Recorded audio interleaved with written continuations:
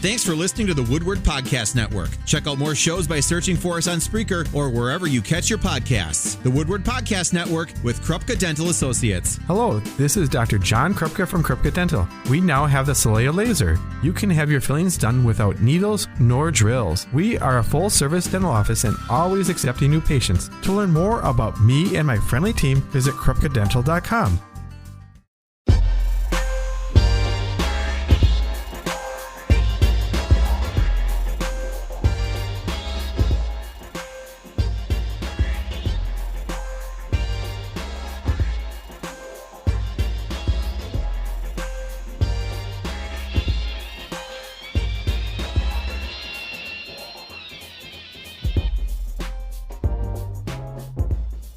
Good morning. Welcome to Fresh Take for Wednesday, July 28th. I'm your host, Josh Duclo, with conversations to get you thinking, not tell you what to think. Glad to have you with us on this gorgeous, sunny July morning. Happy good morning and happy AirVenture to all of those waking up in the campgrounds at the EAA AirVenture. I had a blast out there yesterday. After I was off the air, got to poke around a little bit, and it is just a phenomenal scene down there. If you've never been, just go down there, take the plunge, wander around. You're going to find so many things you didn't even know you were fascinated by because you didn't know they existed until you see them on the ground at EAA AirVenture. Go check it out. Going on all week long. No live broadcasts there today here on WHBY, but Haley 10 Pass will be back there tomorrow on Thursday with Focus Fox Valley from 11 to 1, and then bright and early Friday morning, Dave Edwards bringing AM Fox Valley to AirVenture. So lots more to come. We'll have breaking news and features for you throughout the day, of course, as we have throughout this week. So stay tuned for all your AirVenture coverage right here on WHBY. We got our man Zach Morris working the boards for us in the Myron Construction Studio. Good morning, Zach. Good morning, Josh. How we doing today? Doing well so far. So Bazaar After Dark returns to Neenah tonight, and they may want to keep their eye on the sky, I think. We got some nasty weather on our way, don't we?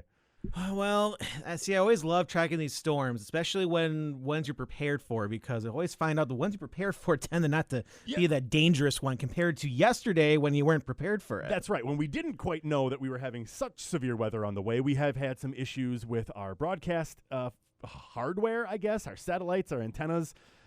Still an issue with our Brewers satellites. We'll keep you posted on that. Zach, do you know if we are planning to have the Brewer game this afternoon? We're currently working on it. The game will be around 5:30 if everything goes to plan. Okay. If you missed anything yesterday, hey, it was a blowout. That's all I need to know. I was going to say, we won, and it was lopsided. So it was over in the first 2 innings. That's exactly right. I'm hearing from our Wolverhampton, England correspondent, Alan, checking in, saying, I've been hearing about the storm warning for the Fox Valley later today. I've never heard of a derecho. It sounds like an evil monster. Stay safe, everybody. Yeah, Alan, you ain't kidding. If you see the aftermath of a derecho, it looks like a giant evil monster came through. I'm pretty sure a derecho was what hit the community around Mountain in the Squamigan National Forest in the summer, July of 2019. And I drove through there just a couple weeks ago on my way up to the Guys Weekend at the river, and you can still see massive swaths of trees that are down and all kinds of remnants, scarring of the landscape from that storm 2 years ago. So yeah, these can be very severe. We got to keep our eye on the radar and on the sky as well. These are going to be in some random places. It doesn't sound like there's a whole wall of storms coming. Some isolated scattered cells that could be severe. So just make sure if you've got plans to be out and about tonight, including at Bazaar After Dark in the south side of Neenah, make sure that you are prepared to take action quickly should storms arise. So there's your extended weather forecast, but now it's time for our local news chat. And for that, on Wednesdays, we welcome Karen Schneider, publisher of the Oshkosh Herald. She joins us on the Settlers Bank phone lines. Good morning, Karen. Good morning, Josh. How are you? I'm doing pretty well. How are you today? I'm wonderful, thank you. Good. I had a great morning beautiful yesterday. Day in Oshkosh. Oh, it's beautiful. So beautiful and perfect weather for AirVenture, even with a little bit of rain yesterday morning. I got to admit, I wasn't too sad because I think it lightened the crowd a little bit when I was trying to get in yesterday morning. But a lot of people were there by the time I was leaving. And yes, AirVenture is the story in Oshkosh this week. And you have extensive coverage of the fly-in in Oshkosh Herald this week, including a big focus on bringing in young aviation enthusiasts. Absolutely. I mean, that is the focus. 18 and younger get in free. And they have over 25,000 kids who come to EAA AirVenture every year. So the Kid Venture and the Aero Educate program that they're doing to inspire future aviation careers with these youngsters is fantastic. And I don't know if you've ever been to the Kid Venture place just in the EA museum, but I really think it should be for kids up to like 104 because it's interactive and it's just so much fun. And so they're out there and they're building models and they have so many activities that these youngsters can do that really show them, wow, this is pretty cool and I could grow up to be this. Yeah. So it's very neat and it's encouraging, and they've done a really nice job of putting all those interactive workshops together. It is amazing to look at the list of workshops and presenters and talks and panels and all the different events that are going on throughout the week at EAA. I mean, every hour, every half hour, it seems there's dozens of things starting out. And the range of things, I spotted one yesterday as I was perusing it, was how to land in a tree. I believe that's for a certain type of pilot and aircraft. But yeah, that was one of those things, if you never had to try it and you need some time, it's a good skill to have, I guess. But yeah. Exactly. How would you do that? Right. So, learn from the experts. And you're right. There's just so much going on. Caitlin Scoville, our reporter, I went through a half a notebook, Karen, because I keep writing down what I'm going to go out there and see, and it just keeps changing all the time. Yeah. Along with the 20,000 steps she put on out there on Sunday. So yeah, well, I know there's just so much to do. Yeah, Jonathan Krause was telling me about that. He's just prowling all over, finding endless cool stories and features and people to highlight and share. So yeah, stay tuned to our air, but also pick up this week's edition of the Oshkosh Herald for great coverage of Air Venture 2021 going on right now in Oshkosh. Get down there, kids under 18 for free, and they will never want to leave, I think it's fair to say. Okay. Exactly. In other news, a looming mystery, Karen. Ooh, we finally got a resolution to the big question: would Oshkosh remain a metropolitan statistical area? And the answer is? It is yes, at least until 2030 when they'll revisit it. Okay. So, and remind listeners why this was such an important decision, why we were watching this. This is very important because this actually helps determine federal funds for housing, transportation, healthcare, infrastructure, so much more, but also for business retention, because this data is out there. And so I like to think, okay, if Oshkosh is not out there on the MSA list, would companies like Popeyes or Chick-fil-A or Camping World look to create and build a location here? Because you have to be on a list somewhere, right? Letting them know that there is a consumer base here for you. Right. So it's really important that we're out there, but really taking a look at long-term on the federal funds. They say back in 1950, 50% of people lived in metro areas, and now 86 do. And sometimes I just sit back and I'm like, I'm doing the math, and I'm like, okay, well, if more people are moving to those metro areas, why do you need to increase that figure?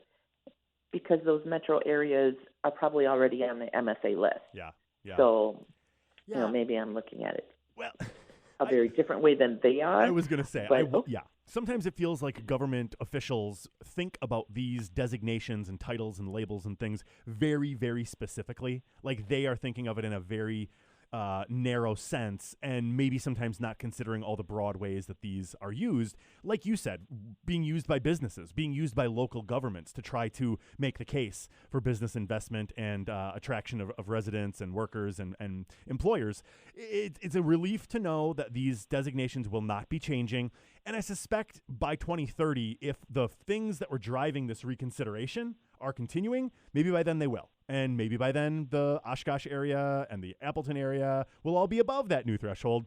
But we've got some time to figure that out. We'll remains to be seen on that one. And we got to wrap it up here, Karen. Last thing, cover story here about Winnebago County Executive John Damel. He, of course, started his term with a splash with the surprise win over incumbent Mark Harris. Then some early moves that didn't sit well with board members. And now he's kind of trying to settle things down and do a bit of a restart. Right. So it's kind of just a check-in with them on where things are going. And it does come down to that.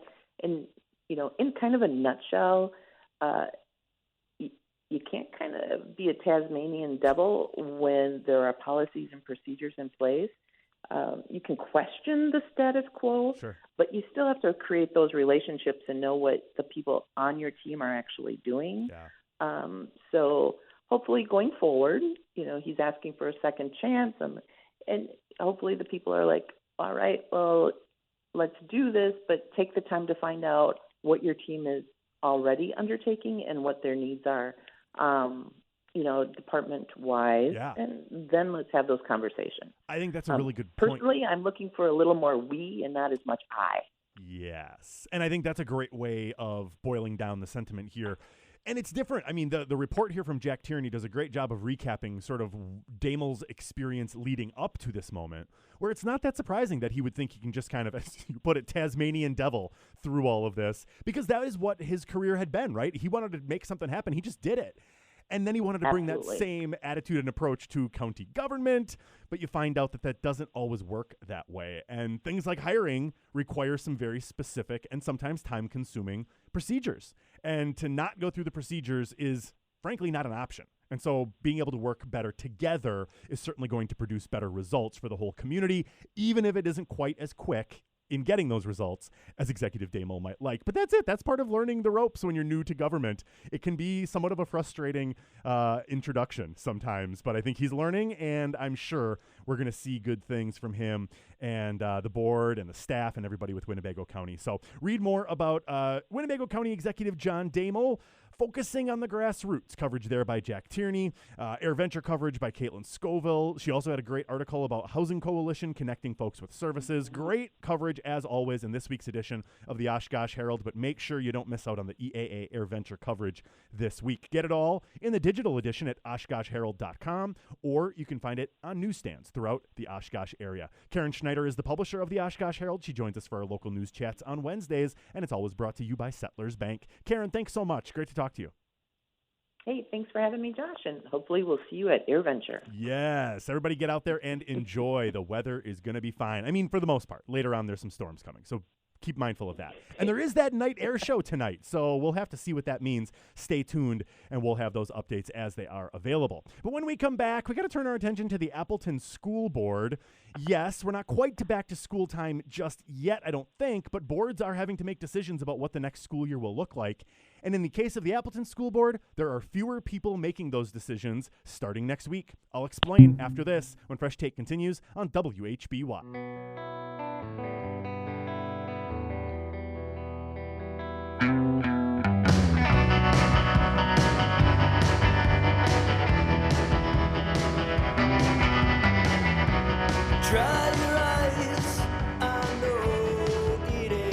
So you've been hearing it in our news this morning. Locally here, Neenah had some controversy over its new masking policy for students. It's optional. Somehow that's still controversial. Neenah's having that conversation. Appleton had that conversation earlier this week. Green Bay was having meetings about that for their school district, whether there should be masks worn required for all students and staff when school starts again in the fall. The CDC came out and they were talking about this, recommending that even vaccinated people start wearing masks indoors again in certain settings. Again, we got to be careful here. All of the CDC stuff is just guidance. It's just telling us what they think would be best. So then there are institutions and organizations who will adopt CDC guidance as their policies, but not everyone. So just make sure you're not sort of overreading or overreacting to what's going on here, okay? Because we don't need that. That's not helpful. There's a lot of people who are overreacting. We heard the sound of the parent thinking somehow there should be a majority vote of district parents on whether there should be masking. Why should 9 people get to decide for everyone else? Ma'am, that's how government works, right? That's how this works. You elect a school board to do these things because it's not practical to take a majority vote on policy decisions. But if the things keep going the way they are going, that might be what's left in the Appleton School District. Appleton School Board, there was an announcement at the end of last week that Gary Yankee was going to be resigning. He announced his resignation effective July 31st, felt his board duties were taking time away from investing in his business. Gary Yankee's only been on the board for not quite a year. His term will be up next April. But then Monday night, Barry O'Connor, a longtime member of the Appleton School Board, was not present. This is based on reporting in the Post-Crescent. Barry O'Connor was not at the meeting on Monday, and board president Kay Eggert shared that he too had submitted his resignation, also effective July 31st. So Saturday, the Appleton School Board loses 2 members. Samantha West has the report in the Appleton Post-Crescent and was Barry O'Connor's second board member to resign in less than a week. Now, the situation with Barry is a little different. He had long been unhappy about this shift to a new governance model. And if you're curious on the details, I recommend you do find the report from Samantha West at the Appleton Post-Crescent. I'll just read a little clip here. Tuesday morning, O'Connor told the Post-Crescent he decided to resign because of long-standing concerns he's had about coherent governance, which changes the traditional role of the school board and its relationship with the district administration. O'Connor said he enjoyed the over 7 years he spent serving on the school board and that he has faith the board will, quote, find someone good to replace him. Because, yeah, that's what happens now. The board will now get to name replacements for both of those seats, and those board-named replacements will serve until April. So here's your chance. If you wanted to get involved and help to shape the decisions of the Appleton School District's Board of Education, applications will be available starting Thursday. Those application instructions will be up on the district website starting tomorrow. They'll be doing interviews at their normally scheduled August 23rd board meeting. Again, that based on the reporting from Samantha West. So 2 board members resigning within a week, just about a month before school year starts, coming off of what's probably one of the most difficult years for school boards in public school history. Is that too much? I don't think so. I just don't understand what's going on here. The Barry O'Connor resignation is incredibly troubling to me because this has nothing to do with all the drama around masking and COVID and all of that stuff. This is about the way the board is running the district. And frankly, as I understand it, again, from this report and others I have read on this coherent governance thing, the whole idea is to leave the administrative decisions to the staff and not have the board involved at that level. So again, just based on the reporting, I'd love to talk to Barry about this. He's not happy with giving more administrative power to the administrators. He wants more detailed levels of control for the board. Again, that's what I understand this to mean. And when Monday's meeting rolled around, it was the first under this new coherent governance model, and Barry wasn't there. And then they announced his resignation. So clearly he has strong feelings about this change and isn't happy about it. And now they'll have to find some new people to get on this board. 2, in fact, and maybe one of them's going to be you. Submit your application, interview later this month. We'll see where that one goes. When we come back, we know where one person went. We know where it went. Aaron Rodgers went to training camp. And I'm curious if anything about your view of Aaron Rodgers has changed. Has all of this summer of drama changed your view of the Packers' MVP starting quarterback? We got at least one more season with him. Are you happy about that? Share your take after the news.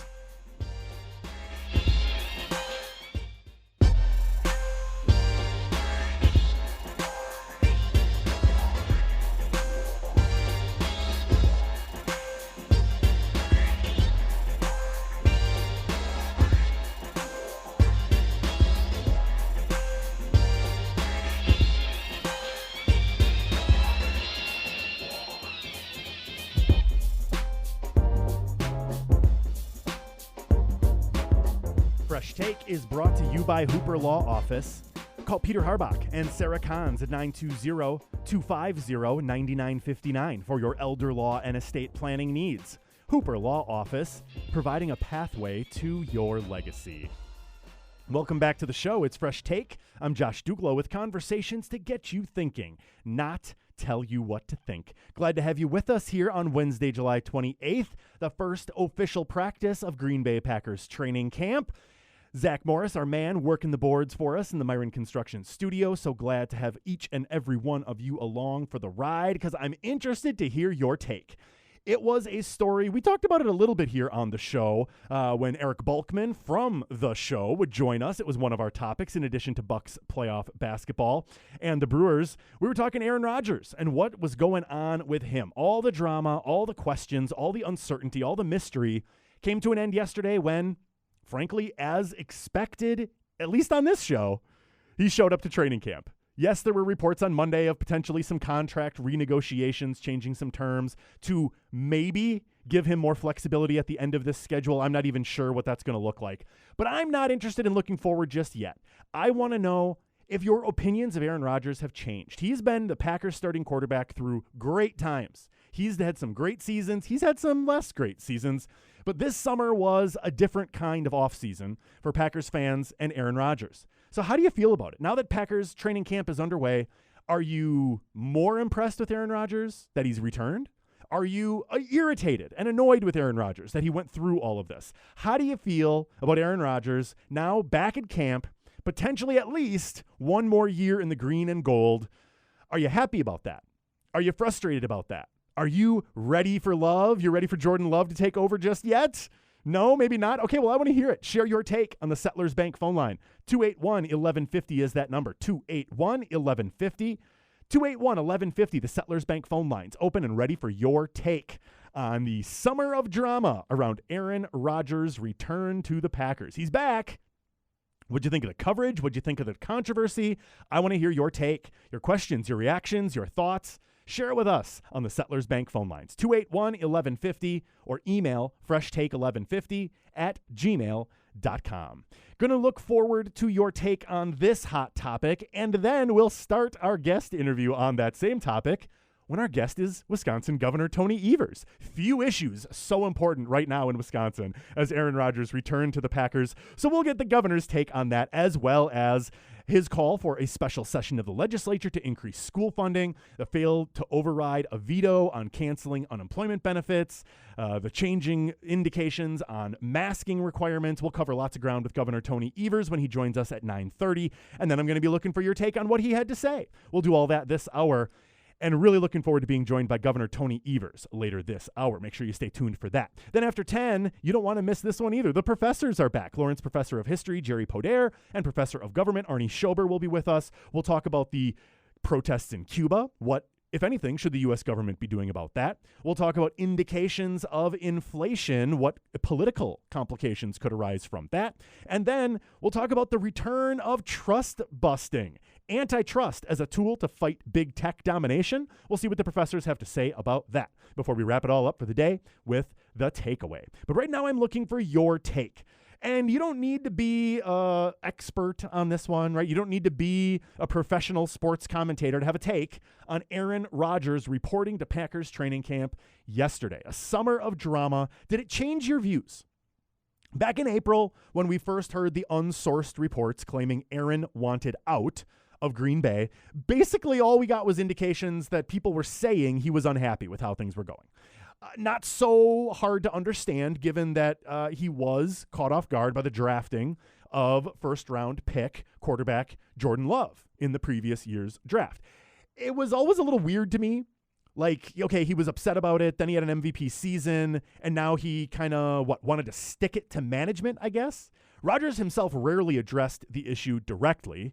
The limited times he would speak on the subject, really, I think the most direct he got was his comments on SportsCenter when it was host Kenny Mayne's last episode. And Aaron went on there and really spotlighted his displeasure with management, right? It's not the people. It's not my teammates. It's not the fans. You know, some people just don't know what it's all about. It's about the people, man. And that kind of got me irritated. I got to be honest. If Aaron wanted to be clear about what was going on, he had every opportunity. But instead, we got months of vague statements, right? Evading any specifics, which did nothing to stop the wild speculation. We literally heard, again, if you were kind of ignoring this story, maybe you didn't know this, there were popular talking heads on national sports networks who were predicting with confidence Aaron Rodgers will never play a game for the Green Bay Packers again. Those kind of predictions were being thrown around by professional sports commentators. And frankly, I always thought those takes were ridiculous. If you were paying attention throughout the summer, how did this summer of drama and uncertainty around Aaron Rodgers' status as the Packers quarterback change your impression of Aaron Rodgers? Right, the anonymous reports started coming Monday in the middle of the shareholders meeting, coincidentally, not really a coincidence in my opinion. Aaron's signing a new deal. Oh, and then, of course, the national talking heads, concessions. Ooh, concessions by the Packers. Again, they had all the leverage in this situation. So my take, if you heard my last segment over on the Score, the show yesterday with Leo and Balky, I actually think a lot of this was just national media pundits trying to win favor with Aaron Rodgers. I think they were just trying to get on his good side by presenting this whole thing as favorably in his light as they possibly could, whether that was accurate or, reflective of the facts or not. So allegedly, they've now adjusted his contract terms, so he's the highest paid player again, and they're going to review the situation at the end of this coming season. And that's being interpreted as, okay, then he can get traded to a team he really wants to be on. Maybe. I don't know. To me, there's all this uncertainty, and some of it is cleared up. We know Aaron's going to be in the green and gold uniform for the 2021 season. I don't think we know a lot more about what's going to happen after that. So let's not worry too much about the future. I want to know about how you're feeling right now. Is all the drama around Aaron Rodgers' return to the Packers, have you fed up with Aaron Rodgers? Maybe you're ready for him to move on at this point? Or are you glad he's back and hoping for another run at the Super Bowl? Share your take on the Settlers Bank phone lines. 281-1150 is the number. And Tom is up on the phones for us. Tom, thanks for the call. What's your take? I'll be honest. It doesn't faze me a whole lot either way. What I'm finding interesting is, I think to be a player of that level, you need a certain ego. Yeah. He's thinking he's that big and that important. And what it's really kind of turning into, in my mind, is this is labor versus management. This is the old management versus the unions kind of thing, where he's turning the players one way and trying to get them to understand labor's point of view, and management saying, we understand what it is, and you just need to do your job. And so I think it's kind of interesting. Yeah, I would agree with you there, Tom. It's certainly interesting as a case study in a personality. Absolutely. Tom, I appreciate it. Tom sees a big old ego there. Says you can't pull something like this off unless you got a big ego. And I don't think anybody questions the size of Aaron Rodgers' ego. Zach, what do you make of Tom's take there? Is this all about Aaron Rodgers' ego? He's had an ego for quite a while, so it's not like this developed over Jordan Love draft picks. So The question is for him is, what did he want? Did he want to get out? Maybe he just wanted his contract to be shortened the way he did. He knocked off 2023. So it's odd because we never really got to hear from him yet. So we can still try to guess what he wanted, but so far from what I can tell, looking at him return to camp, nothing's really wrong from the inside that we can look at. Yeah, he hasn't given any indication of what it is. He did make comments, and this is relevant in the context of what we're hearing from the Olympics right now.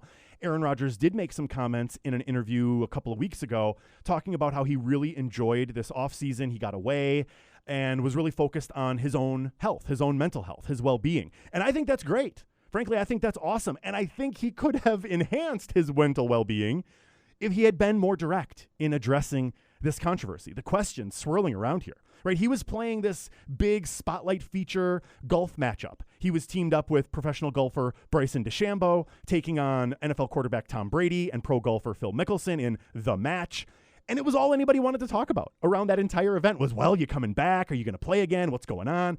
He could have eliminated all of that by just directly addressing the question, and he wouldn't do it. So I have to believe he had some agenda there, why he wanted all of this to drag out. And I alluded to it earlier, the fact that the reports that there were contract negotiations happening and that Aaron would probably be signing a new contract that would get him to camp on Tuesday, the fact that story broke in the middle of the shareholders meeting on Monday.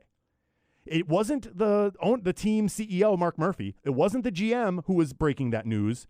It was Adam Schefter of ESPN, or Aaron Rappaport, maybe, of NFL Network. Those are some of the guys who were breaking all these stories that many have been proven to be false throughout the summer anyway.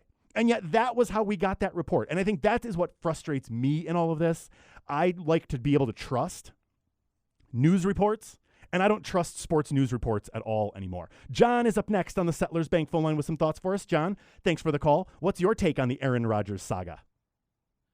Well, at what point did players become able to decide who their teams could and couldn't draft? And my other question is, do you really think Vince Lombardi would have put up with this BS? Great questions, John. And I'll take the second one first. No, I do not.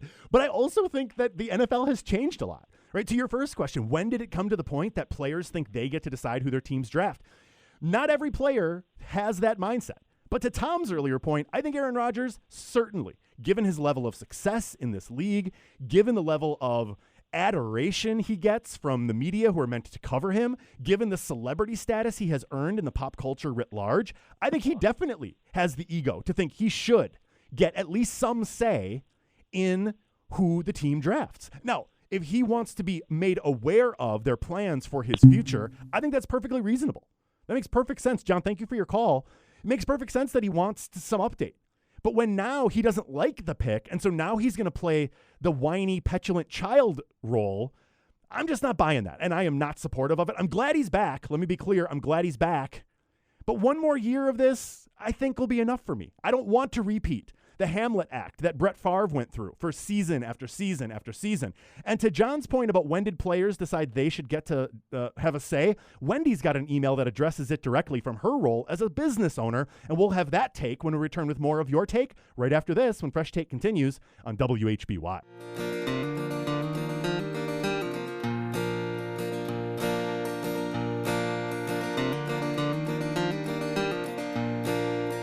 In less than 10 minutes, we're going to talk with Wisconsin Governor Tony Evers, and we'll get his take on the Aaron Rodgers saga, as well as the state budget, school funding, and so much more. But right now, are you done with the Rodgers drama? He showed up to camp yesterday, and I want to know, has this summer of uncertainty changed your opinion of the Packers quarterback? Tom is on the phone lines from Kaukauna with some thoughts for us. Tom, thanks for the call. What's your take? Yeah, hey, Josh, I'll try to keep it as short as possible. Thanks. But Aaron Rodgers and everything, personally, I don't follow a lot of professional NFL football. No, I'm more baseball. But anywho, with Aaron Rodgers, he is very, very egotistical. We all know that. He is not in this for the money. We all know that. Yep. However, I want to recall something here that if you recall back in the Brett Favre days when Aaron Rodgers was first picked up as a quarterback, he was promised the primary starting position as quarterback because Brett Favre decided that he was going to retire. Yes. However, when they pulled Brett Favre back, he came back, and Aaron Rodgers was taken away from the starting quarterback. If I was Aaron Rodgers back then, I would have walked out in the field, threw my helmet down, and said, hey, sorry, you didn't I'm not playing what I'm promised. Right. Aaron Rodgers has all the stats he needs. Aaron Rodgers does not want to play football. He is in this for name and fame. We know he doesn't need the money, as I mentioned. Right. However, I am very much in favor of Aaron Rodgers being the quarterback this year, but not the starting quarterback. He is going to be the secondary behind Love. He is going to help develop Love for this season. Woo! Tom, would you be willing to take a 2-15 record if that's what it took to get rid of or to get Jordan Love up and running? I don't know how many Packers fans would take that bargain. Tom, I appreciate your thoughts, though, because, a lot of ego here and it's not the money. I think Tom's 100% right on that. It's not the money. This is ego. This is personality. This is about making a point. Mark is up next on the Settlers Bank phone line. Mark, thanks for your call. What's your take? Good morning. Morning. And I might be old-fashioned, but I agree with one of your callers where I think management should be in charge of personnel and players should just be in charge of going and playing the best they can. So put your helmet on and go play, and if you don't want to, then get out. Yeah, Mark. Wasn't it just a couple of years ago where Aaron Rodgers was complaining that the management wasn't like all in, and he was saying you got to be all in or something? I'm like, well, now you're telling me your heart is all in? I don't think so. Yeah, no, Mark, you're exactly right. I think that's a really good point. It was 2 years ago Aaron signed that 3-year contract extension. And then he was unhappy, and now he wants an adjustment, and then he wants out. And I don't even know what to take from his lips as serious anymore. But Mark makes the point that players should play and managers should manage. And that's going to be the last word here with Wendy, who emailed me to say this. Josh, we're business owners. We have wonderful employees, and there's a pecking order that these employees belong to. We listen to everything our employees say and suggest. But in the end, my husband and I, the business owners, need to make the final decision as to what happens and how our business is run. When we let one employee run our business, we then have to let every other employee have that opportunity, and what a mess that would be. Also, there is security for all of our employees, knowing there is one boss or general manager or whatever that title is. The Packers have opened up a door for all other team members to do what Rodgers has done. I feel that is not good. Next year will be the same thing if Rodgers is still on our team. Have a great day. Well, I'm with Wendy on that one. I think this drama is not going to be over. Frankly, the way this thing is left at this point, expect that every single Packers game day, all the conversation is going to be about is, where's Rodgers going to be playing next season? I'll predict that right now. Every game day, the studio crew is just going to be focused on where Rodgers is playing next year and how the game we're watching implicates his trade value at the end of the season. It's going to be frustrating as heck. And frankly, the sooner all of that is behind us, the better, just like with the Favre drama, as Mark was mentioning. So we got to leave it there today because we have the governor coming up next. Governor Tony Evers will be joining us on the Settlers Bank phone line when we're back right after this. We're going to get his take on the Aaron Rodgers drama and then also talk about school funding, unemployment benefits, and the budget. All of that coming up with Wisconsin Governor Tony Evers right after this when Fresh Take continues on WHBY.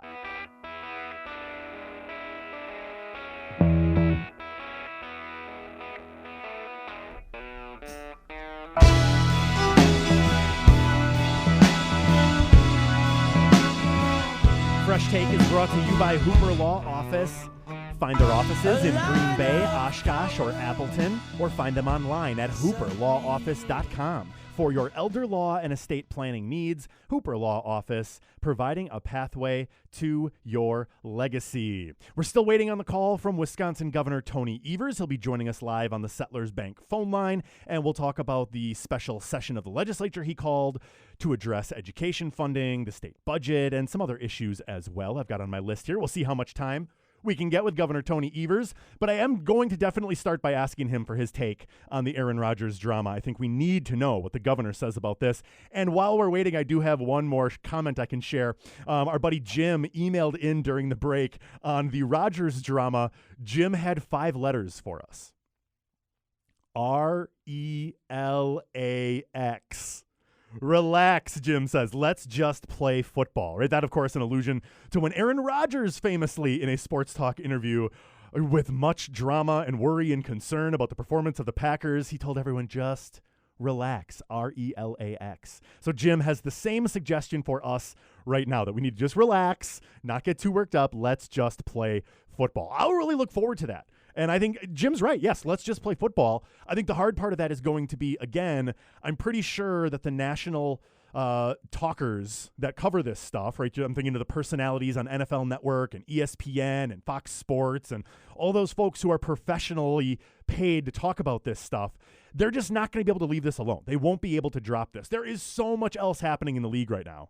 But Aaron Rodgers is too interesting of a story, too intriguing of a character, particularly after this summer, for them to let it go. And now if all the team can do is make sure they have him through this year, then all this year is going to be about is where will he be playing next year. And I find that infuriatingly annoying. And so it is going to be hard for me to relax. But, Jim often tells me I need to take a breath, get my heart rate down, relax, don't get too worked up about it. And I appreciate that, Jim. So thanks for tuning in, and thanks for sharing that thought. 5 letters on the Aaron Rodgers saga, RELAX. Yep, that's fair. That is fair. We need to just relax sometimes and understand that things are going to work out and things will work themselves out the way they're supposed to. I believe that very strongly. And so it is good. I wasn't at all surprised to see Aaron Rodgers showing up to camp. I was sort of humored by the attention that his T-shirt got. Zach, what did you make of this? Aaron Rodgers shows up to camp in this sort of novelty T-shirt referencing a character from The Office who's played by an actor, Brian Baumgartner, who Aaron personally is actually really good friends with. So an interesting connection there. What did you think about that, Zach? Any thoughts for us? Or it's just a shirt. I mean, he knows that what to the fans of the office he's trying to hit. So yeah. I mean, that's all it was. He showed at the camp. If he would have worn anything else, he would have probably just said, "Oh, look at that! Surprised he didn't wear a Buck shirt. Oh, look, the owner is he getting his championship ring ready?" Zach, 100%. I was really surprised that he didn't have the official championship shirt on or some kind of like a shout out to Giannis. But again, he just doesn't seem to have that mindset. He's not the hardest working owner of the Milwaukee Bucks. That's fair. That is fair. Although I would like to also think that him being part of that ownership group is going to make him less likely to want to leave the Green Bay Packers. But again, it all depends on who you want to listen to. And so later today, correct me, Zach, maybe, I don't know, are you aware? Were there supposed to be a press conference with Aaron Rodgers later today, right? He's going to take questions. Not that I'm aware of. No, okay. I heard BJ talking about this on BJ and the Bear this morning, that traditionally there would be Rodgers presser or comments or takes questions on a Wednesday. So maybe that'll happen. Maybe it won't. Eventually, we are going to get Aaron in front of a microphone. I know during the season he does Okay. that. Okay. Now, So that might be different, at least for the first week of training camp. Yeah. We'll see. When Aaron is in front of a microphone, it will be breaking news. So we'll certainly have that for you. No governor yet, Zach? Nothing yet. All lines are dead. Okay. They're not officially I was going to dead. say, they're working. There's just no one on there. We have a little issue in the building with our non-studio phones. All the other phones in the building are out for technical reasons, sort of similar maybe, I don't know, related to why we maybe won't have the Brewers game later today, because our satellite got hit by lightning, we think. So again, I'm not in the technical department. I can't address any of that specifically. But yeah, so some technical difficulties, but we are awaiting Governor Tony Evers. He's supposed to be joining us, was expected to get his call about 10 minutes ago. Looking forward to talk to him about the special session of the legislature that he called to try and increase funding for public education. We've seen this tactic from the governor before. He has tried this before, calling special sessions, giving the legislature some instructions, some bills he wants them to act on, and they don't do it. So I'm kind of curious to ask the governor for his thinking about why he keeps trying that same technique. And just like that, look at this. On our Settlers Bank phone line, we are joined by the Honorable Governor of the great state of Wisconsin, Tony Evers. Governor Evers, welcome back to Fresh Take. Hey, Josh. How are you today? I'm doing well. How are you? Good. Yeah, good. The sun is out, and it's summer in Wisconsin. Beautiful, beautiful time to be here in our beautiful state. But we do have to start with the most pressing news of the day, Governor, and that's, of course, Aaron Rodgers reporting to Packers training camp in this corner of the state. There's no story that is bigger news, so I have to ask your reaction to the news that Aaron will be under center for at least one more season in Green Bay. Well, this is all good. I was in Green Bay yesterday to name a bridge in Green Bay after Bart Starr, one of his predecessors, and I knew there was something up because there was a blimp over Lambeau Field when I arrived, and I figured it wasn't for me. Just a little bit of attention there. I'm fine with Aaron being back, and Packers can put their best feet forward to win a Super Bowl this year and to match the efforts of the Milwaukee Bucks. That would be a great year for us. Yeah. And the Milwaukee Brewers not doing too bad either, with a big lead in the Central Division too. Yep. So a great summer. This is a good year for pro sports in Wisconsin. Let's hope it gets a little bit better. All right. Well, I appreciate your thoughts on that, Governor Evers. I want to turn our attention to the special session of the legislature that you called for earlier this week, asking the legislature to increase school funding. Now, you had proposed a much higher level of public school funding in your budget than what they put into the budget that you signed. So you don't think this issue was settled with the budget negotiations? You think more is necessary? Oh, absolutely. And I made that clear. There was a reason I had a partial veto, and that was in one particular place to set aside $500 million for education, because frankly, the money that the legislature put into schools, a good hunk of that was for property tax relief. I'm not against property tax relief, but property tax relief isn't something that helps run schools. It helps property taxpayers. And so I said the bill was inadequate when I signed it, and I also said that we'll be working in the future to make those changes to get schools and our higher education institutes more the funds they need in order to move forward after this pandemic. The claims that the Republicans that the vast amount of money they put in it was mostly around property tax relief, which is fine, but that money does not go to schools. That goes to property taxpayers, and the only way schools can do it is to do referenda, which many will do, but those take time to organize and sell and get out there, and by that time, we've had a year go by with inadequate funding for our schools. Now, I want to clarify for listeners, the reason that the increased state funding doesn't increase funding to schools, it actually reduces property taxes, is because of levy limits. Is that right? Right. So yes, that's right. So the funding Go ahead, Governor. You are correct. So then the funding you're proposing the legislature acts on in special session, would that somehow go around levy limits? That wouldn't be the same case with the funding you're proposing? Yes, it is a categorical aid, and categorical aids are exempt from the levy limits. Okay. For instance, money for special education students and the per pupil aid are both outside of the levy limits. Okay. Yes, that is true. So I appreciate your helping us understand how this is different than what was done in the budget. But tactically, strategically, you have asked the legislature to take action in special sessions many times. I don't think they've ever once answered your call. So why try this again? What are you accomplishing by calling this special session, basically knowing the legislature is not going to do what you're asking? What do you accomplish? Well, first of all, you never know that they're Fair. not going to take it up and have an honest discussion in front of the people of Wisconsin. I think that's important. I think it's whether it's issues around policing or issues around schools or any of the other agriculture, any of the other special sessions we had. It was me as the governor representing the people of Wisconsin saying that enough has not happened in this area, and give them a chance to correct it. And this was an easy one. They knew what needed to be corrected, and the money was there. They didn't have to invent that. And so I was disappointed, but not horribly surprised. People of Wisconsin need to know where this legislature is at, and I think it's important to encourage them to do the right thing and then to make a better budget document than what they had. Now, you have discretion over more than $2 billion worth of federal COVID relief aid. Could you direct some of that money using your sole authority to address the funding shortfalls that you wanted the legislature to address? Yeah, and we anticipate doing that to some extent. We believe that we might be able to access and get out to schools $100 million in that aid, but that's a good first step. But it's federal aid; it's one-time money, and next time we will need to find something to fill that hole because the federal money won't be there. So it is an inadequate way to do it. The best way to have done it was to utilize the state money that is available and that we set aside via a veto.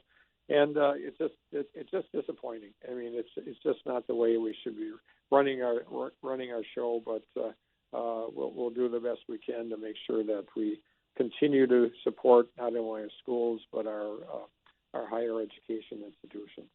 The disagreement over school funding between Wisconsin Republicans and Democrats continues, unfortunately, yes, and disappointing that disagreement has to continue. I want to turn our attention to another education-related issue that has fueled a lot of disagreement lately, Governor, and that's masking in schools. Do you believe Wisconsin public schools should require face masks for all students and teachers when classes begin in the fall?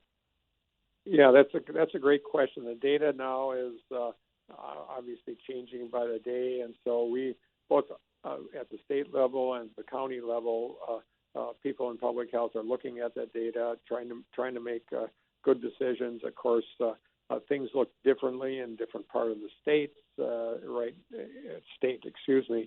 Different counties have different transmission levels, and so our goal at the end of the day is to follow the science, and both at the state level and the county level, people will be making that decisions in the very near future. But obviously, things have changed.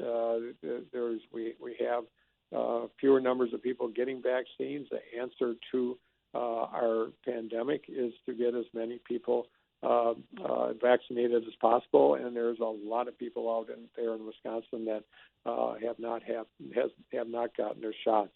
The last thing we need in our state, and not just speaking of schools, but our economy, we've been able to bounce back pretty well. And I feel confident that our response in the past has been good enough to get us in a place where our unemployment rate's about the same as it was before the pandemic, and that our state budget is in a good place, which means there's tax revenue coming in, which is another good economic indicator.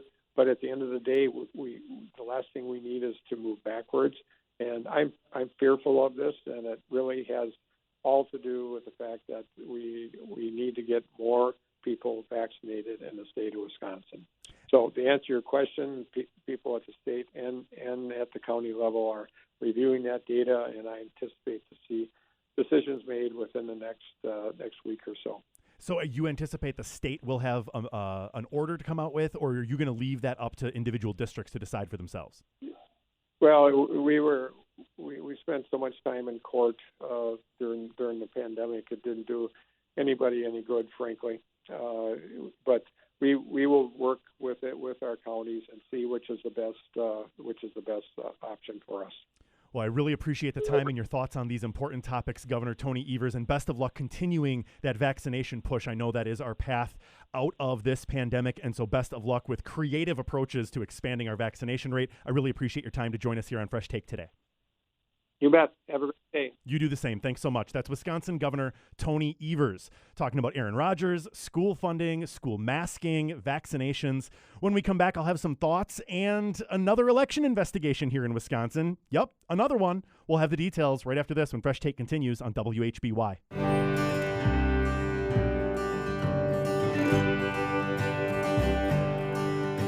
Some bounce in the clouds over Michigan ocean at dawn, and the sound of the surf on the sand is the sound of home. Real local radio, connecting you with Governor Tony Evers. We just talked with him about budget negotiations, school funding. I thought it was very interesting, his point there about the categorical aids for public schooling being outside of or exempt from the levy limits. So there's certain kinds of state aid to local school districts that would actually increase their overall level of funding by putting the money in outside of the levy limits. That's not the way that funding was added in the budget. And so when you add state funding to schools, but that funding is still counted towards their levy limits, that basically just means that school districts can raise less money from property taxes and get more of their money from the state. So this is, again, everyone's agreeing, yes, we should fund schools more. The question of how much is enough, I think, is the big question here. How much funding is enough? And that's a good question. Like, there's another line drawing exercise, as we're talking about in the takeaways these days. Where do you draw the line? How much of that funding is enough to get good results? Frankly, we know that not every time you increase funding do you even get better results. So this link between funding and outcomes is another question when we're talking about school funding that never really comes up. Right? Everyone wants to argue about exactly how to funnel the money in, how to control how it gets spent on things. Frankly, the debates we're having right now over public education are damaging to our effort to educate young people. That's my take. And I think the partisan back and forth between the governor and the legislature with these special sessions is just silliness. I understand Governor Evers' point, saying, well, no, they didn't do enough. And so I'm here to represent the people of Wisconsin. I mean, that's not great rhetoric, in my opinion, because guess what? So does the legislature address and represent the state of Wisconsin. So to hold himself up as the true representative of the people is just partisan nonsense. That's just silliness. And the governor knows that. And, you know, he also has failed to get these special sessions to produce goods on guns and so many other things. And yet he's going to stand up there and call for these special sessions. I just don't understand. I didn't think his answer on that was very satisfying. But what's not satisfying to Republicans specifically is the 3 election investigations we already have underway. AP reports this week, Representative Janelle Branchin saying she's launching another election investigation. We talked about this with digital voting expert Larry Moore on Monday's show. I've gotten a couple of the emails that I expected to get of people telling me how I just don't get it, how I'm not looking at the right place and I'm not asking the right question, insisting a bunch of dead people voted in Arizona, a bunch of illegal immigrants voted in Arizona. The funny thing about these claims, no serious person, no politician, no person who's got anything on the line is actually making those claims. Those are the claims you hear from the craziest corners of the internet and cable news. And yet people believe it because they want to believe that their guy couldn't have lost. There had to have been something nefarious afoot. And while we see this rampant in the Republican rejection of the 2020 election results and the ongoing efforts to do these cockamamie investigations that aren't actually looking into anything, there are investigations going on. There have already been recounts. And frankly, Speaker Robin Vos is not a big fan of what Assembly Elections and Campaign Committee Chairwoman Representative Janelle Brandtjen is doing here. He's saying he's not giving her any additional resources or staff to do this investigation. She's saying she's doing her own investigation. And Speaker Robin Vos is like, okay, if she can do that with her staff, fine, have fun.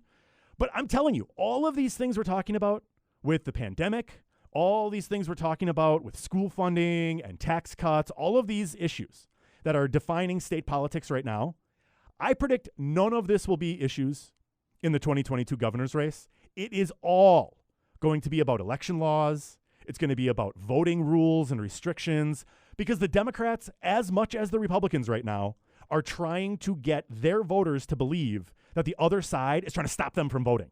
Right? It's all about voter suppression. And yet, if you look at the facts, we're all pro-science and data and numbers here, right?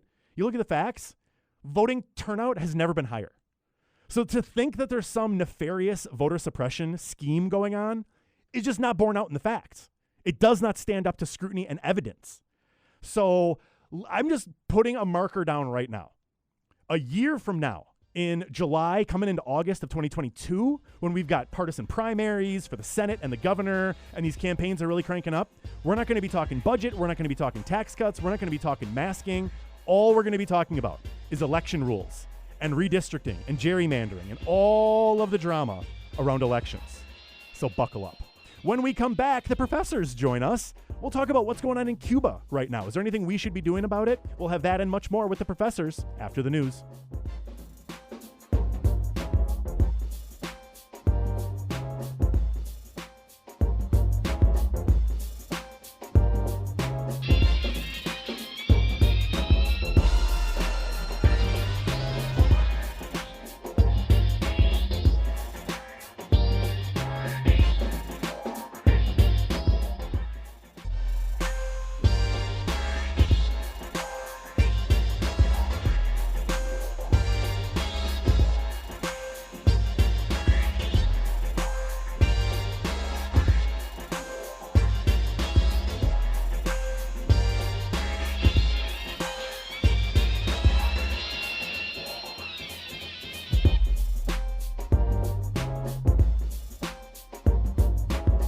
Fresh Take is brought to you by Hooper Law Office.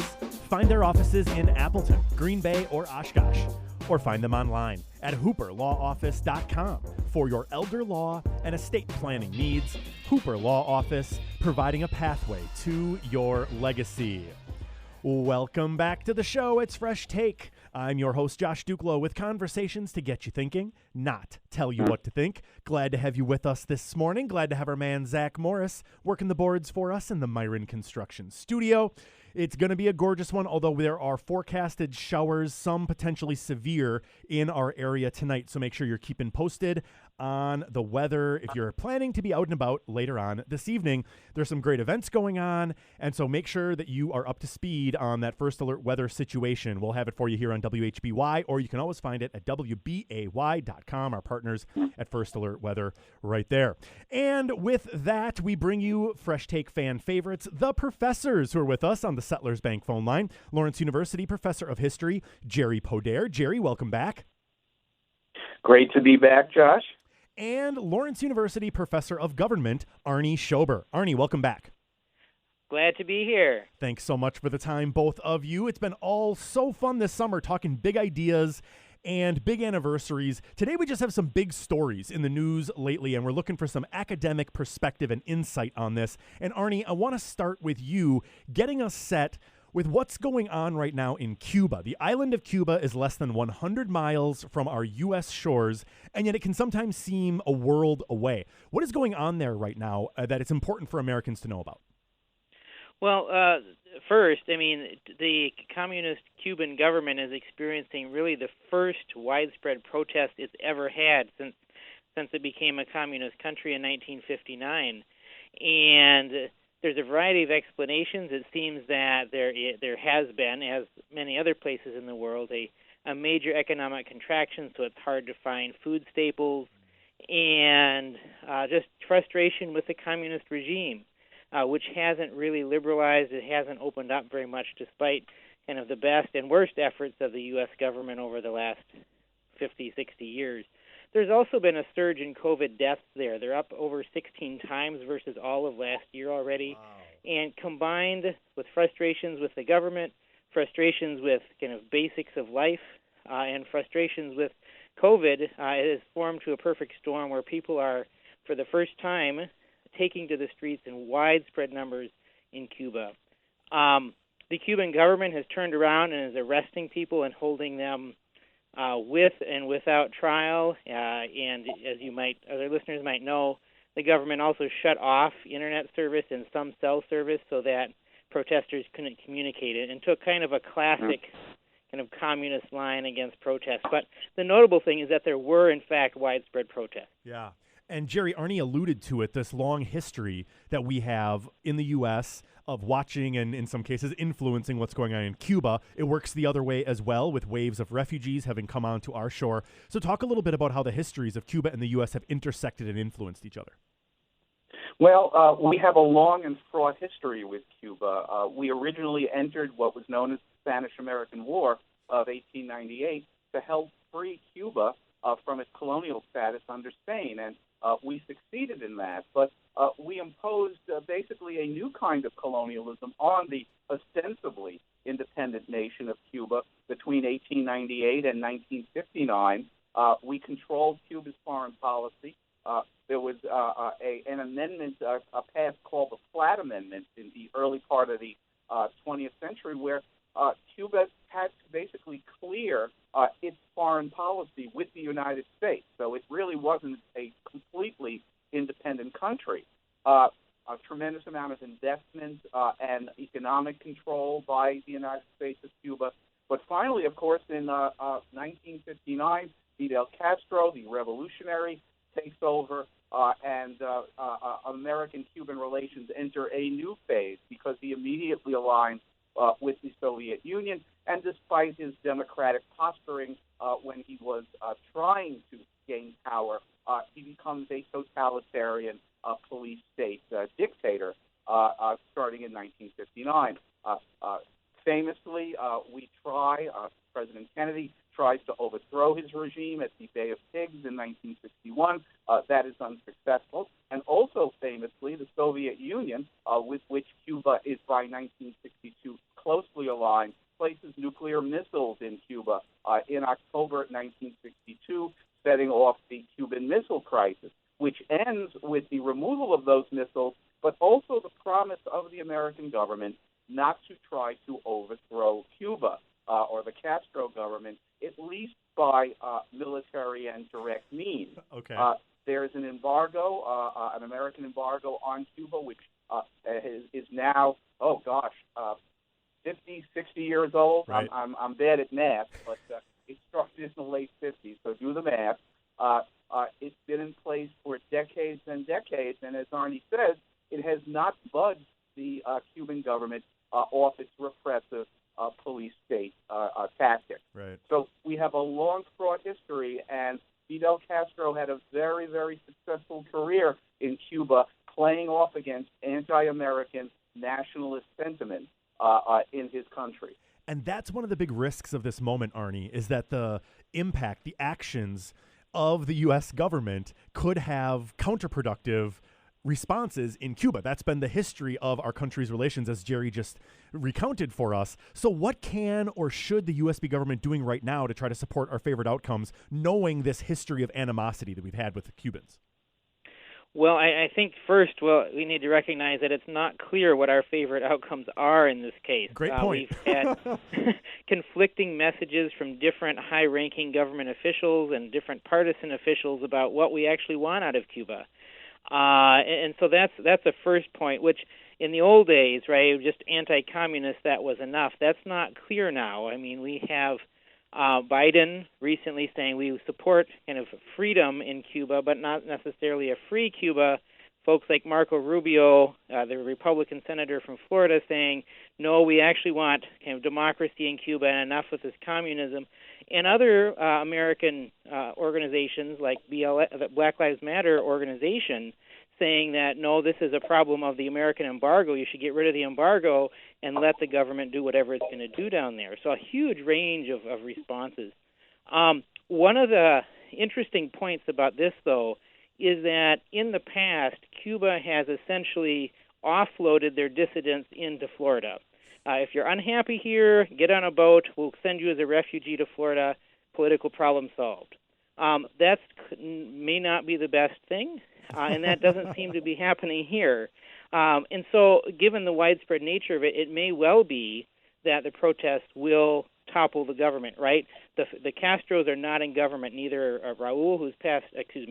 Fidel, who's passed away, Raul, who has stepped down as president, and now the new president, who's only been there about a year, has a major economic and medical crisis. It may be time that Cuba, in fact, overthrows its own government. In that case, the U.S. probably would want to support whatever comes in next, knowing that instability in Cuba will send refugees into Florida in unprecedented numbers. Yeah, and Jerry, that presence of Cuban refugees in Florida has a substantial impact on the politics and elections of Florida and the United States. It absolutely has, and I would also point out that the larger story of Cuban immigration or flight to the United States has been a very successful one. Cuban Americans are in the middle class; they're in the upper class. They have done very well economically in this country. They have contributed a huge amount to this country, and they are politically potent, of course, and they are very anti-Castro and anti-communist. So in the swing state of Florida, if Biden continues to show his characteristic weakness on this issue, and I would point out that in the Democratic Party and on the left generally, there seems to be a almost inexplicable blind spot towards the police state that is Cuba. They always seem to be making excuses for them and trying to justify or attempting to justify, and I'm talking about the left here, behaviors and tactics in Cuba that they would never for a moment tolerate in the United States. If Biden continues his weak policy here, I think it will help the Republicans in 2022 and 2024 in Florida, which could decide the presidential election. Yeah, and we've been seeing that voting bloc trending in that direction now for a number of election cycles. So not just affecting what's going on with the future of the government in Cuba, but these protests in Cuba could potentially have a sizable effect on election outcomes here in the U.S., which is why we wanted to take a little time and talk about what's going on in Cuba and what, if anything, the U.S. government can or should be doing right now. It's not clear what we want to happen, and so it's really not clear what we should be doing. And as frustrating as that might be, sometimes that is the answer. We always appreciate that kind of candor, and even if it's not clear, at least some type of settled answer, and the professors are great for that. We're going to talk more with the professors about the political risks of inflation when we come back, and later, can we effectively, as a government, use antitrust tools to fight big tech? Both parties are trying. We'll see what the professors have to say later on. With more here on WHBY.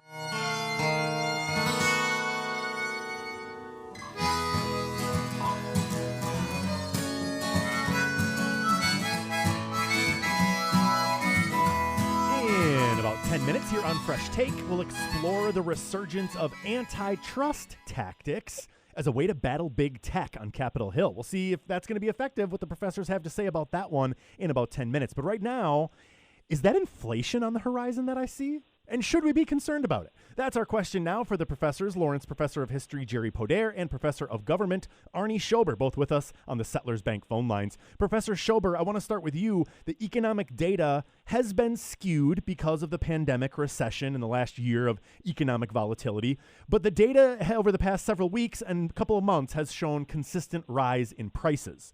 Politically, is there a reason to be concerned about that? Well, so long as inflation stays like under 5% for most things, people will complain and carp about it. But kind of polls of consumers and businesses show that people expect the prices to kind of those increases to mitigate over the next year or so. That said, right, nothing is so hard to predict as the future, as Yogi Berra reminded us.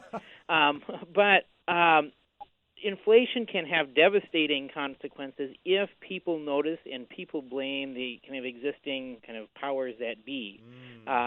Some of our listeners will clearly remember the 1970s when inflation really was out of control, 10, 13% as I recall, on things that on household staples. So we know that the housing market's really hot. Yeah. We know that car prices are up, but those are things you don't buy every day. But as prices increase, especially in the grocery store and at the gas pump, people will start to notice, and that does translate into lower approval ratings for politicians. We know there's a pretty strong connection there. And it also refocuses voters' minds on economic issues, which, in fact, right, the Democratic Party now is trying to spend a lot of money. If people consider that as part of the reason for inflation, that could have kind of serious kind of electoral consequences for them coming into 2022. So the presence of inflation within sort of historically normal ranges isn't necessarily a problem, Arnie. The problem is if you in the government are seen as the reason for the inflation and it gets above a certain level. Yes, that's how I would phrase that in a much better way. That people expect prices to go up, and they understand that materials are more expensive because of shortages and whatnot. But if the increases are sustained and it's a long-term increase, or if those numbers start to be noticeable on, say, a month-to-month basis, then the question becomes, well, what's the Federal Reserve doing? What's the Treasury doing? How much money are they printing anyway, kinds of things. And then that becomes identified as a problem of the government and perhaps the problem of the party in power. Jerry, I find this topic so fascinating because if you ask the average person what is inflation, they might be able to tell you that it's about prices going up, but I don't know that they really understand what's driving these forces and factors in the economy, but they don't need to. They feel it, they experience it, and they respond. And we have seen inflation having political impact on campaigns and elections in the past, haven't we? It definitely does. And what I would say going forward is watch the gas pump. That's something that most Americans use and most Americans pay attention to. So watch the prices at the gas pump. The other thing to remember about inflation, even if most Americans can't define it, a little like the idea of the write-off in the famous Seinfeld episode. They can't define it, but they know what it is. It's a write-off. You just write it off. Just write it off. And you don't know what a write-off is, do you? No, but they do, and they're the ones writing it off. That's the famous Seinfeld line. Inflation affects everyone, of course, but it really affects middle-class people. It affects people who already have jobs because it raises their cost of living. And when middle-class people get angry and middle-class people get upset, that's when American politics changes. And there's a long list of presidents who have paid a high price for inflation. Lyndon Johnson, we don't even think of it. We think of Vietnam and protests and racial unrest in 1968. But inflation was already ticking up in 1968, and it certainly hurt Johnson and the Democrats. Gerald Ford and Jimmy Carter, of course, famously, were hurt tremendously by inflation in the 1970s and the 1980 election with respect to Carter. It basically ruined their political career. And earlier, in 1946, although Truman ended up being reelected in 1948, there was a tremendous amount of post-World War II inflation in 1945 and 1946, and it led to the Democratic Party losing control of Congress to the Republicans. And there were certainly legislative consequences. The Taft-Hartley Act, which is a famous anti-labor act, was passed by the Republican Congress in 1947 and still remains in effect today. So there were consequences to that off-year election in 1946, and it was inflation that caused the Republicans to gain power at that time. So inflation has political consequences, and it could very well have political consequences next year or in 2024. Well, and that's the big question, Arnie, is how could this round of inflation potentially affect the elections, the midterms in 22, the presidential election in 24, even potentially. And Jerry just named a bunch of elections where inflation, perceived, real or otherwise, is driving voter behavior. In this case, a lot of ink has been spilled, as they say, connecting the massive levels of government spending in response to the pandemic with this round of inflation, at least in some instances. Is there a danger here that the Biden administration and the Democratic-controlled Congress could end up being seen as the reason for this inflation?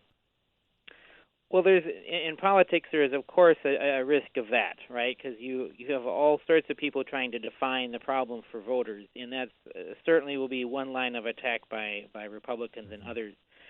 There is, you might need an economist on your show here, but there is some discussion about how much demand push inflation there is, how much government spending actually pushes prices to go up. Certainly, any kind of government activity to raise wages passes those costs on to companies who will then turn around and have to raise the money from somewhere, and that turns into prices. If there are actions of the government that restrict the supply of products, whether that's oil or lumber or what have you, then that becomes the government raising prices on businesses that turn around and raise prices on consumers. And so if those government actions, whether they be environmental or otherwise, or jobs related, right, can have a fairly direct effect on prices because the money doesn't come from nowhere. Another issue here is really how much money do they pump into the economy, because that does seem to increase prices as well as one of the issues in the 1960s and 70s going into that there was so much money floating around from the government that prices in fact followed, and there was a lot of pressure on prices due to that. So it's certainly possible that the amount of money being pumped into the economy by the government could raise prices, and if people see that as a problem, that really could be an effective line of attack, especially among those voters, as Jerry mentioned, who are especially tuned to this and are not in an ideological camp. Right. They're going to vote for whoever is making their life better, and if they see that their budget isn't going as far as it used to, that's going to be bad news for the incumbents. So that's one of the potential political effects of inflation. Obviously a potent economic force, but also a potent political force. We'll talk more about this with Professor Art Sear from Carthage College when he joins us next week, both the economic and political aspects and impacts of inflation, because this is going to be a big story for the next several months. But when we come back with the professors, we're going to turn our attention to a resurgent theme in D.C. It used to be really popular, and then it had another heyday in the late 90s targeting Microsoft. Yes, we're talking antitrust. Trust busting was a big thing in the early progressive era, in the early 20th century. Is it back? And is big tech in the crosshairs? We're going to talk about antitrust, monopolies, and big tech with the professors when we return with more right after this, as Fresh Take continues on WHB1.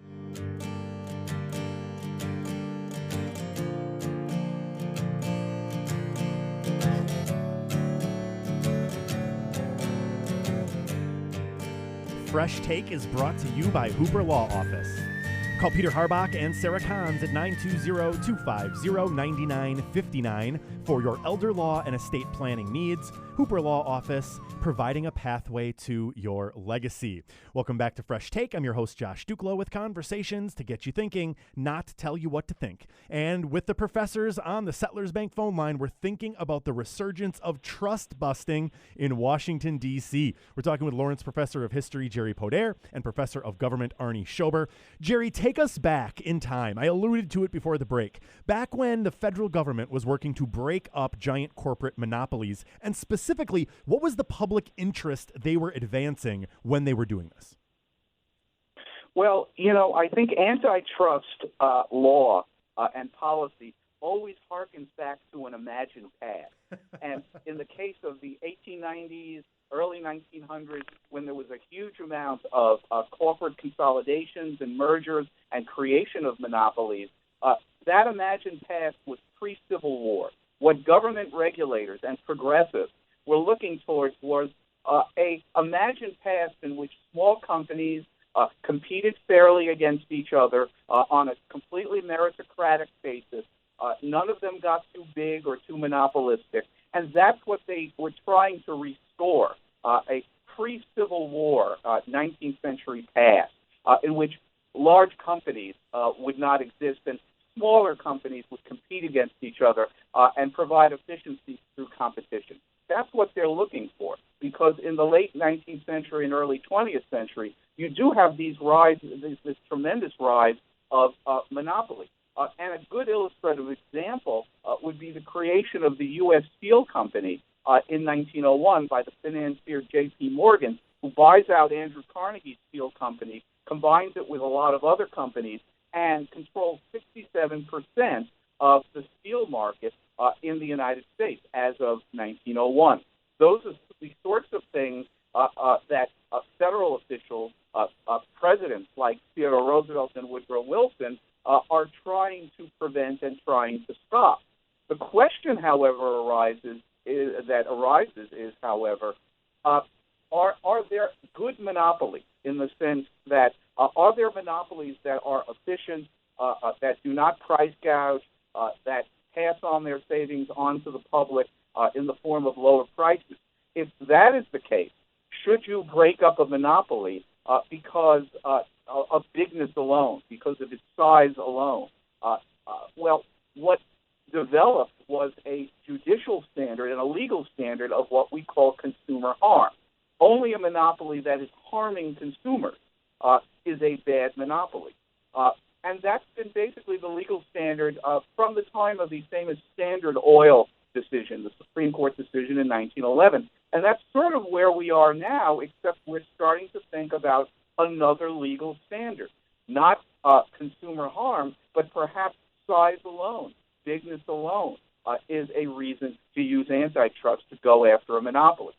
And that's where we are now with tech companies. Right. So that's the historical backdrop to this. And yes, politicians have long tried to make hay and win votes by saying they're going to protect consumers from these evil giant corporations. But Arnie, it feels like in our current political climate, bigness alone is the problem. There's not a lot of argument about consumer harm here. There's some hand-waving and some assertions. But is antitrust really the right tool for today's politicians to be going after big tech on the grounds they'd like to? What do you think of that? I think it's a really hard argument to make well, because the reasons that, at least from my chair, the reasons that both folks on the left and folks on the right complain about the likes of Twitter and Facebook is not so much that they're big. I mean, they are big, but that's why they have value, right? But because they facilitate the spread of ideas that they do or do not like. And that's a very different question. I mean, should President Biden kind of give a stamp of approval to certain COVID messages like his press secretary said that they were going to be doing? Should Twitter cut off certain members for certain people from saying things that are known to be false? I mean, that's happened as well. I mean, that's not really antitrust. That's more of a First Amendment kind of issue, a public health and safety issue that is somewhat independent of the size of those platforms. And so whether that's the right avenue to go at it, if that's your political viewpoint, is a hard question, because if we look back at kind of famous antitrust cases in the past, they were almost all about what we would call big tech, AT&T, Microsoft, Kodak, Standard Oil. All of these were integral to the economy, especially in the day that they were sued. And it hasn't ended well really for any of them, with perhaps a partial exception of Microsoft, which has kind of regained some of its footing. But did that get rid of the companies? No. Did it improve consumer choice? Not really. And I'm not sure that in this go-round it will have those effects either. Yeah. So talk a little bit, Jerry mentioned this consumer harm standard. I know this is not your specific area of expertise, Arnie, so I'm not expecting a dissertation here on it. But this notion that consumer harm is what antitrust is trying to prevent, the idea there is like, how can you say Facebook is harming consumers? It's free to them. Right? There's no harm there based on this traditional paradigm. So some politicians are arguing for a new way of thinking about all this. Yes, because consumer harm is very hard to prove. I mean, one case to look at was with the Apple and Amazon case about price fixing, about on the Kindle for ebooks, and with Apple about the prices it charges to app developers to access and use its platform. And both of these, the latter one in particular, is still in court. Consumers like these products. I mean, there's 1 billion people on Facebook. Clearly, those consumers are getting something out of that product. And so the consumer harm standard really goes to the question about, could someone, is there market discipline on the producer? Is there an alternative that a consumer could go to say, hey, Facebook, you're mistreating me, I'm going to go to this alternative? That, in turn, will discipline Facebook to make sure its product is helpful to consumers. That has been very difficult to show. The Facebook antitrust filings, right, were initially kind of not quite, but almost thrown out of court earlier this month by a judge who said the Federal Trade Commission needed to do more homework, which is a little bit of an embarrassment for the feds. Yes. That they can amend their filings. Who knows what will happen with that? But it's hard to show consumer harm because, again, consumers are getting a product they wouldn't have otherwise, and the kind of tech giants can point to say, look, you don't have to use Google, right. You don't have to use Amazon, and you don't have to use Twitter. There are alternatives to all those, small though they may be. Yeah, and Jerry, this goes back to the original point you were making, where when the federal government tries to bust up monopolies and exercise antitrust policies, it doesn't often work well because they're not really going after something concrete. You know, by the time all the lawsuits were settled against Microsoft for embedding Internet Explorer into Windows, we had Netscape, and people were moving on from Internet Explorer, just like people from Facebook are moving on to Snapchat and TikTok and other things. The pursuit of these big companies is behind consumer preferences, where when they don't like the product, they move on. Right, and it's almost like you're behind the curve of competition. Right. But even if you weren't, what it boils down for consumers is if I find a book on Amazon that I want to read and I order it right after we get off the air, I could have it by tomorrow. Mm-hmm. Okay. When I was preparing for this radio show, and I wanted to find out what percentage of the market U.S. Steel controlled in 1901. I thought it was in the 60s. I went on Google and I found it in 15 seconds. Yeah. 30 years ago, I would have had to go to a library and spend maybe a half hour rummaging around through books to find that information. So consumers are not complaining about this. Consumers are actually benefiting from it. So it's hard for the government to make an antitrust case here. As Arnie pointed out, if they want to go after these companies on content grounds because they don't agree with their political stance, well, there are other ways to do that, and I'm not even sure whether even that's advisable. Right. But don't use antitrust for that. And similar with privacy. A lot of the concerns, Arnie, that come up in this context is about consumer privacy. Okay, fair enough. Pass some privacy laws. And that's not what antitrust laws are for. No, and in fact, most companies are much more worried about the European Union than the U.S. government on that, because the European Union has a somewhat different and more robust view of what privacy looks like. And those large companies want to do business in Europe. It's a market at least as large as the U.S. Yeah. And so having the U.S. trying to kind of be a scourge of these companies is almost a second issue for the companies. They're much more worried about Europe and privacy. But again, consumers have over the last 20 years shown an increasing willingness to give up privacy in return for some of the benefits of Amazon and Apple and Google, which will track you around, count your steps, right, give you a map, take care of your health. I mean, these are things that consumers are willingly surrendering on privacy. And I think even as I think about my own students, they are much less concerned about privacy in the specifics. They may say, oh, I want stuff to be like my own data, right? But on the specifics, they do not really show much worry about this. Yeah. This is the world in which we live. Yeah, that's it. As we search for a new antitrust paradigm to replace consumer harm, we're also realizing we're just living in a totally different social paradigm where people think about their privacy and their data and their information differently than we used to 25, 30 years ago. Really interesting insights here on this, a really complicated topic. I know we could probably go another hour on this one, but we're all out of time for today. Really appreciate the time once again from the professors. Lawrence University Professor of Government, Arnie Schober. Arnie, thank you so much. My pleasure. And Lawrence University Professor of History, Jerry Podair. Jerry, always a pleasure. My pleasure as well. Thank you so much. Professors will be back in a couple of weeks. If you got topics you'd like them to tackle, email me, freshtake1150@gmail.com. When we come back, wrapping things up here for the day with the takeaway, so don't go away. More Fresh Take after this on WHBY.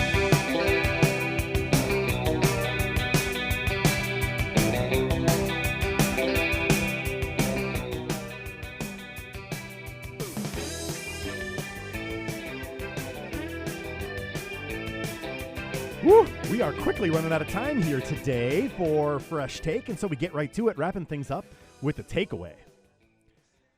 In my younger and more vulnerable years, I identified proudly as a libertarian.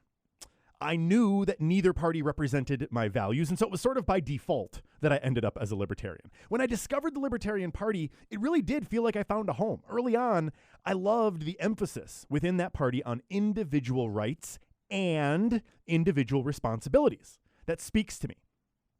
But in time, the more familiar I got with the party, the more familiar I got with the shades of gray within the party. And the more I realized that some corners of the party are pretty shady. Plenty within that party also did not represent me. And so I've had to reassess how much and where and how strongly I identify as a libertarian.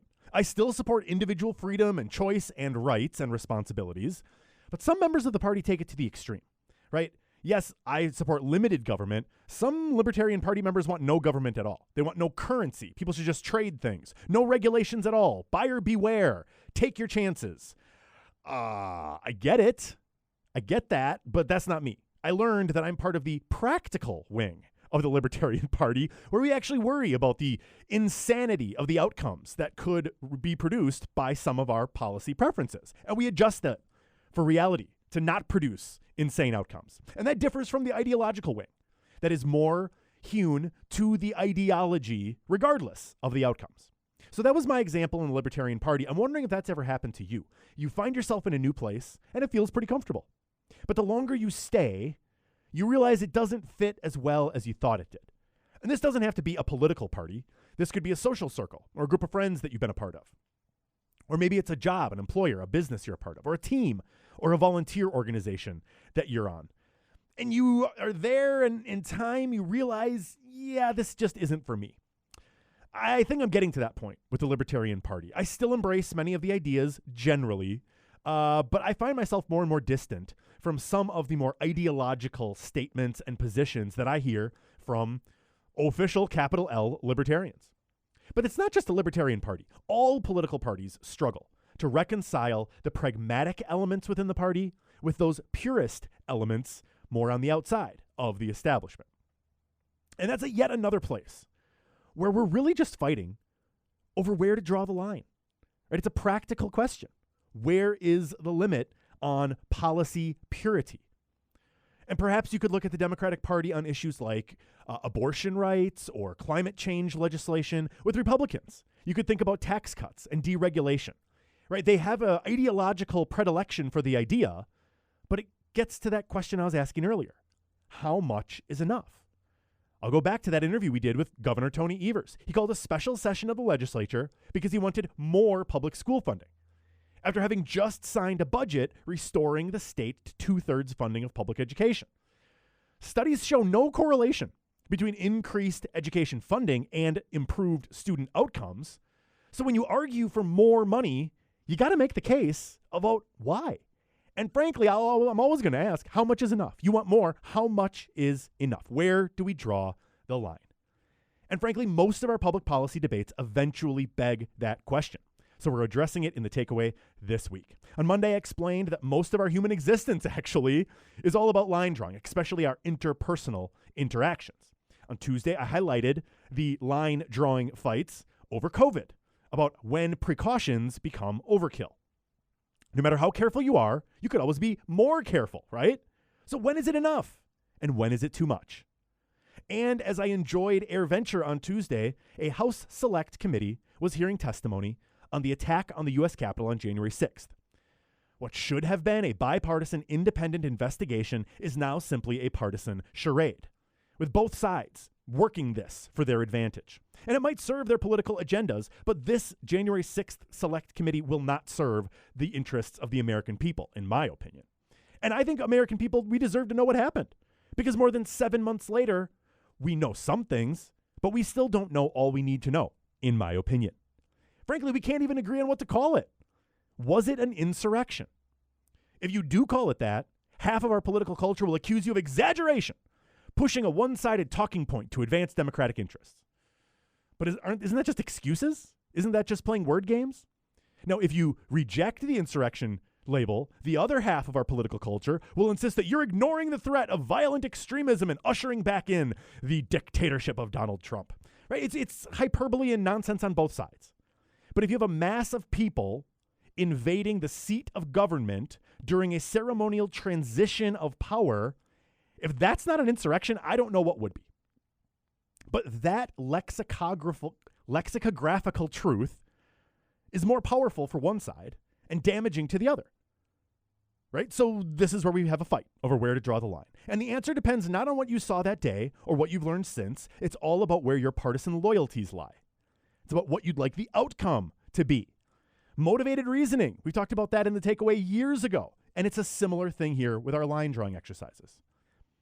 But this fight over the label of insurrection for what happened at the Capitol on January 6th and the subsequent partisan bickering over that entire investigation is a perfect illustration of how line drawing is often not even about the line. Right? Republicans want to insist that this investigation looks into the race protests from the summer, and if you're really into investigating political violence, you'd want to look at that too. Okay, but where do we draw the line? How much is enough and how much is too much? This is yet another example of where different opinions drive the debate. No one is right. But where you draw the line is about how much leverage you get in the fight. And so that's what people are after. And so we fight over where we draw the line, even when that's not what the fight is about at all. And that's the takeaway. Grateful to have you with us today. Join us tomorrow. Carol Patrizzi in the local news chat. League of Wisconsin Municipalities' Jerry DeShane talking Dark Store. And we'll talk with State Senator Rob Coles. Stay tuned. Focus Fox Valley is next. Hey, do you love a good story? Great. Then you got to check out the #Storytime podcast. Each episode brings you the craziest, creepiest, and cringiest stories from YouTube, TikTok, Reddit, and beyond. My story is about the time that I was broken up with at the 9/11 memorial twice. Look, the internet is a dumpster full of stories, and I, your host, Will McFadden, dive in headfirst, sift through the flaming trash, and bring you nothing but treasures. Listen to all 21 episodes of #Storytime now on the iHeartRadio app, Apple Podcasts, or wherever you get your podcasts.